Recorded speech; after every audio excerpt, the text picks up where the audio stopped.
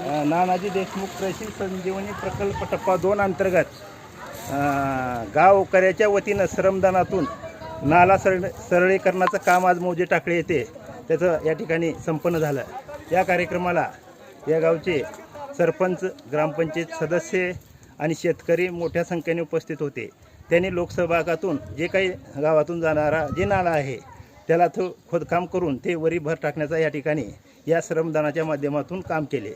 आणि हे याच्याही पुढे या गावकऱ्याचा असा संकल्प आहे, येणाऱ्या 5 वर्षामध्ये पोखरा अंतर्गत या गावचा सर्वांगीण विकास कसा करता येईल आणि या विकासाला या सन्माननीय या गावचे कृषी सहाय्यक कांबळे सर आणि या प्रकल्पाचे समन्वयक सन्माननीय सूर्यवंशी साहेब यांनी मोठ्या प्रमाणात या ठिकाणी सहकार्य करून गावकऱ्याने सहकार्य अर्पण करून या ठिकाणी या कामाची सुरुवात झाली।